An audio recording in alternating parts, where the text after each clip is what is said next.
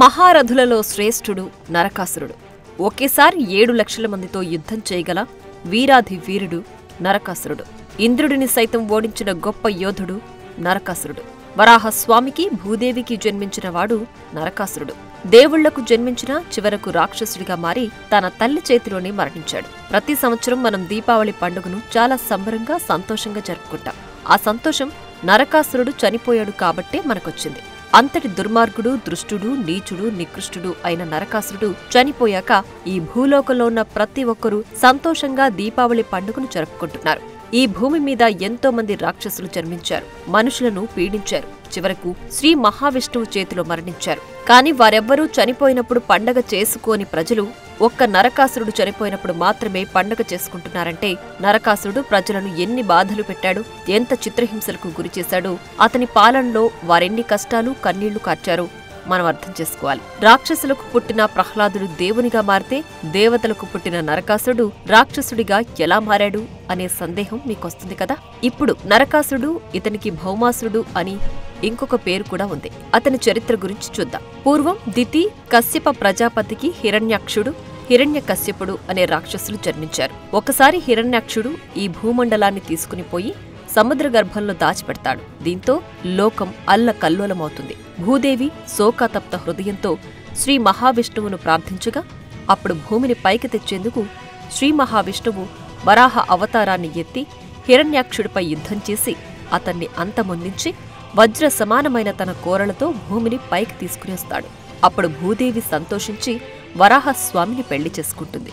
అనుకోకుండా వారిద్దరూ సంధ్యా సమయంలో కలుసుకోగా నరకాసునికి బీజం పడుతుంది. పగలు అనేది వెలుతురు, వేడి, జ్ఞానం, శక్తి వంటి గొప్ప లక్షణాలకు ప్రతీక. ఇక రాత్రేమో చీకటి, నిద్ర, అజ్ఞానం, కామం వంటి దుర్లక్షణాలకు ప్రతీక. కాని సంధ్యా సమయం అనేది అసురులకు అనుకూల సమయం. మనం నిషిద్ధ కాలమైన సంధ్యా సమయంలో కలవడం వల్ల మనకు పుట్టబోయే పుత్రుడికి అసుర లక్షణాలు వస్తాయని విష్ణుమూర్తి అనగా వరాహస్వామి భూదేవికి చెబుతాడు. ఆ మాటలకు బాధపడిన భూదేవి తనకు పుట్టబోయే బిడ్డకి రాక్షస లక్షణాలొస్తే ఎప్పటికైనా విష్ణుమూర్తే తన బిడ్డను సంహరిస్తాడు అని భయపడి పుట్టే బిడ్డకు రక్షణ ప్రసాదించమని వరం కోరుతుంది. దానికి విష్ణుమూర్తి సరే అని తన తల్లి చేతుల్లోనే ఇతనికి మరణం సంభవిస్తుందని అభయం ఇస్తాడు. అయితే తాను త్రేతాయుగంలో రాముడిగా అవతరించి రావణ సంహారం చేస్తానని, అనంతరం నీవు ప్రసవిస్తావని భూదేవికి చెబుతాడు విష్ణుమూర్తి. ఈ నేపథ్యంలో త్రేతాయుగంలో లక్ష్మీదేవి అయోనిజుగా జన్మించి సీతగా జనకుడికి దొరుకుతుంది. ఆ సమయంలో జనకుడితో భూదేవి ఒక మాట తీసుకుంటుంది. తనకు పుట్టబోయే బిడ్డను పెంచి పెద్ద చెయ్యాలని కోరుతుంది.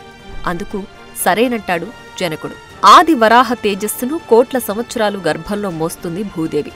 సత్యయుగంలో గర్భం దాలిస్తే త్రేతాయుగంలో రావణ సంహారం అనంతరం నరకాసురుడికి జన్మనిస్తుంది. ఆ బిడ్డను పెంచి పెద్ద చేసే బాధ్యతను జనకుడికి అప్పగిస్తుంది. ఆ విధంగా జనక మహారాజు పర్యవేక్షణలో పెరిగి ఎంతో శక్తివంతుడిగా మారతాడు నరకాసురుడు. శుక్రాచార్యుణ్ణి గురువుగా స్వీకరించి ఎన్నో యుద్ధ విద్యలు నేర్చుకున్నాడు. అస్త్రశస్త్రాల ప్రయోగంలో ఆరితేరిపోయాడు. వేదాంగాలు అభ్యసించాడు. పెరిగి పెద్దవాడైన తర్వాత నరకుడు కామాఖ్య నగరాన్ని రాజధానిగా చేసుకుని ప్రాగ్జ్యోతిష్యపురం, అది అస్సాంలోని గౌహతి ప్రాంతం అనే రాజ్యాన్ని పరిపాలిస్తుంటాడు. కామాఖ్యలో అమ్మవారికి గుడి కట్టి ఆమెను తల్లిలాగా భావిస్తూ చాలా చక్కగా ప్రతినిత్యం పూజ చేసేవాడు. అతని మంచితనానికి ముగ్ధురాలైన భూదేవి ప్రత్యక్షమై నరకాసురుడికి తన జన్మ రహస్యాన్ని చెబుతుంది. నీ తండ్రి విష్ణువు నిన్ను చంపడని, నీకు నా చేతిలోనే మరణం సంభవించేలా వరం ఇచ్చాడని, నీ కన్న తల్లిని కాబట్టి నేను నిన్ను చంపనని చెప్పి ఒకప్పుడు విష్ణుమూర్తి తనకు ఇచ్చిన వైష్ణవాస్త్రాన్ని నరకాసురుడికిస్తుంది. ఈ వైష్ణవాస్త్రం అన్ని అస్త్రాలలో శక్తివంతమైంది. దీన్ని ప్రయోగిస్తే శత్రువులు ఎంతమందైనా సమూలంగా నాశనం చేస్తుంది. దీనికి తిరుగుండదు. అలాగే సుప్రతీకం అనే గొప్ప శక్తివంతమైన మహాబలవంతమైన ఏనుగునిస్తుంది. ఈ భూమిని 8 దిక్కులలో కాపలా కాస్తూ 8 ఏనుగులు ఉంటాయి. అవే అష్టదిగ్గజాలు. వీటిలో సుప్రతీకం కూడా ఒకటి. అలాగే అనేక దివ్యాస్త్రాలతో పాటు ఒక దివ్య రథాన్ని కూడా నరకాసురుడికి ఇస్తుంది భూదేవి. నీ రాజ్యంలోని ప్రజలందర్నీ నీ బిడ్డలుగా భావించి జనరంజకంగా పరిపాలన చెయ్యమని చెప్పి అదృశ్యమవుతుంది.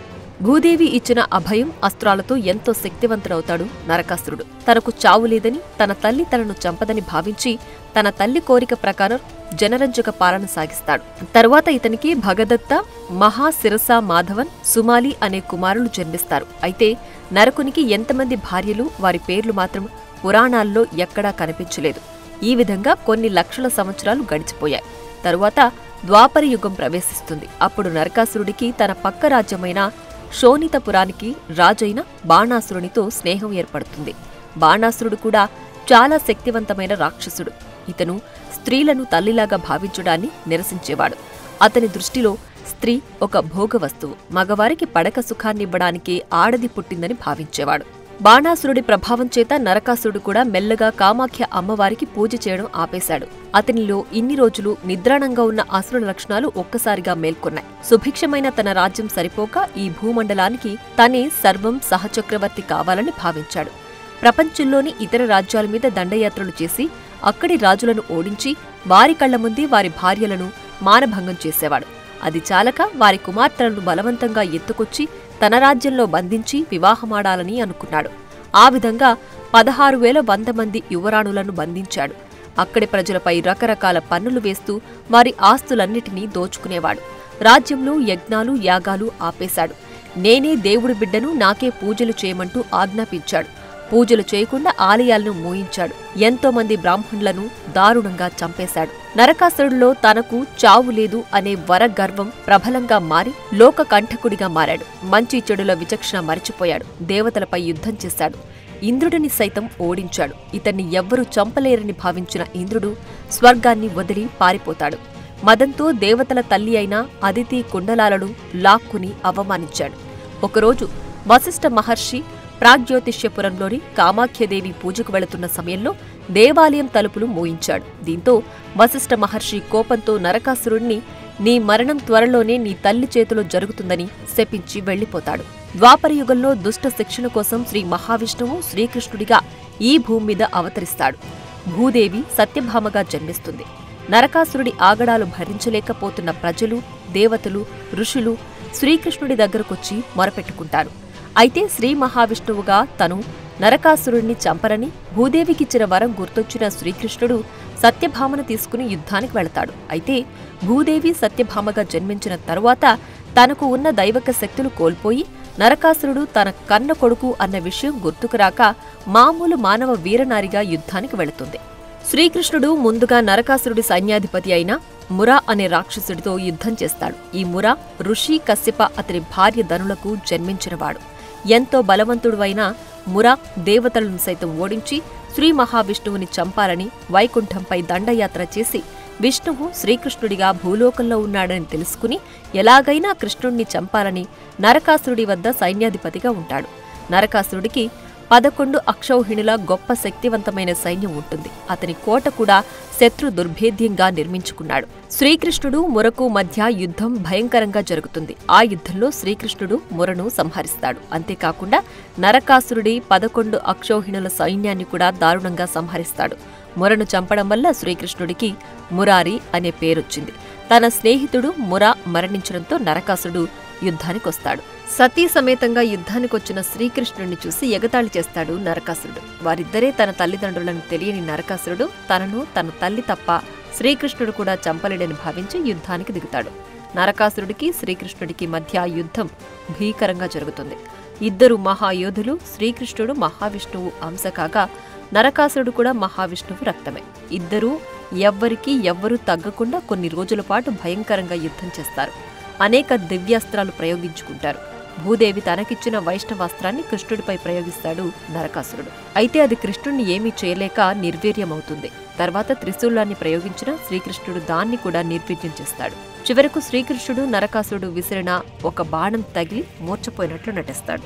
తన భర్త మూర్ఛపోవడంతో కోపోద్రిక్తురాలైన సత్యభామ ధనస్సు చేతబట్టి నరకాసురుడిపై బాణం విసురుతుంది. అయితే ఆ బాణాన్ని చేతితో పట్టుకుని విరిచేస్తాడు నరకాసురుడు.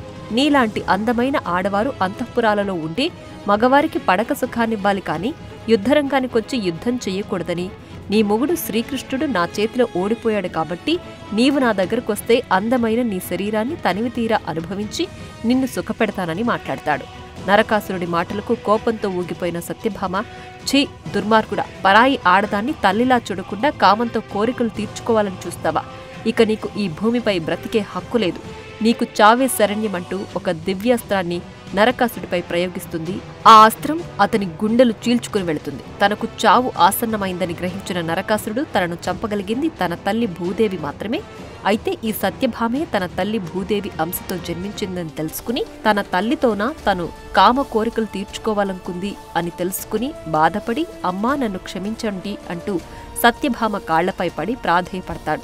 నరకాసురుడు తనను అమ్మా అని అంటున్నాడేంటని సందిగ్ధంలో ఉన్న సత్యభామకు శ్రీకృష్ణుడు నరకాసురుడు మన కుమారుడేనని అతని జన్మ గురించి వివరిస్తాడు. తన కొడుకునే తను చంపుకున్నందుకు సత్యభామ బాధపడుతుంది. అప్పుడు నరకాసురుడు కృష్ణుడి కాళ్లపై పడి, తండ్రి నన్ను క్షమించు, మీ కడుపున పుట్టి కూడా అసురుడిలో మారి ఎన్నో ఘోర పాపాలు చేశాను. ఇప్పుడు మీరు చంపేది నన్ను మాత్రమే కాదు, ఈ లోకంలో ఉన్న అన్ని దుర్మార్గాలను పాపాలను ఈ క్షణం నుంచి సంహరించారు. అయితే నాదొక చిన్న విన్నపం, ప్రజలు నన్ను గుర్తించుకునేలా వరం ఇవ్వమని వేడుకుంటాడు. అందుకు శ్రీకృష్ణుడు సరేనంటాడు. అశ్వయుజ బహుళ చతుర్దశి నాడు నరకాసురుడు చనిపోయాడు కాబట్టి దీన్ని నరక చతుర్దశి అంటాం. ఈ నరక చతుర్దశి తర్వాత రోజు ప్రజలందరికీ ఈ విషయం తెలిసి లోకకంటకుడైన నరకాసురుడిని వధించి శ్రీకృష్ణుడు తమ జీవితంలో కష్టాలనే చీకట్లను తొలగించి సంతోషమనే వెలుగును నింపినందుకు ప్రతీకగా తమ ఇంటి ముంగిట దీపాలు వెలిగించి సంబరాలు జరుపుకున్నారు. ఆ ఆచారమే తర్వాత కాలంలో కూడా కొనసాగి దీపావళికి పండుగగా మారింది. నరకాసుడి మరణం తర్వాత శ్రీకృష్ణుడు అతను బంధించిన 16,100 మంది రాకుమార్తెలను విడుదల చేస్తాడు. మీరు స్వేచ్ఛగా మీ ఇళ్లకు వెళ్లవచ్చని చెప్తాడు. అయితే అందుకు వారు అంగీకరించరు. మేము నరకుని చెరలో కొన్ని సంవత్సరాలుగా బందీలుగా ఉన్నాం. మేము చెడిపోయిన వారమని ముద్ర వేసి మా కుటుంబీకులు మమ్మల్ని ఇళ్లల్లోకి రానివ్వరు. మమ్మల్ని ఎవరూ పెళ్లి చేసుకోరు. ఈ సమాజం మమ్మల్ని వేశ్యలుగా చూస్తుంది. కావున సర్వలోక నాయకుడివైన నీవు మమ్మల్ని దాసులుగా స్వీకరించు, మాకు అండగా ఉండి ఈ అవమానకరమైన జీవితం నుంచి మమ్మల్ని రక్షించు అని ప్రాధేయపడతారు. అంతేకాక వారు కృష్ణుడికి క్షత్రియ ధర్మాన్ని గుర్తు చేస్తారు. ఏ యోధుడైనా ఒక స్త్రీని రక్షిస్తే ఆ స్త్రీ మరణించే వరకు ఆ యోధుడికే చెందుతుంది. నీవు మమ్మల్ని స్వీకరించకపోతే మాకు ఆత్మహత్య చేసుకోవడం తప్ప వేరే మార్గం లేదని ప్రాధేయపడగా అప్పుడు శ్రీకృష్ణుడు ఆ 16,100 మంది స్త్రీలను పెళ్లి చేసుకుని వారికి సమాజంలో గౌరవప్రదమైన స్థానాన్ని కల్పించాడు. ఆ తర్వాత ప్రాగ్జ్యోతిష్య రాజ్యానికి నరకాసురుడ కుమారుడైన భగదత్త రాజవుతాడు.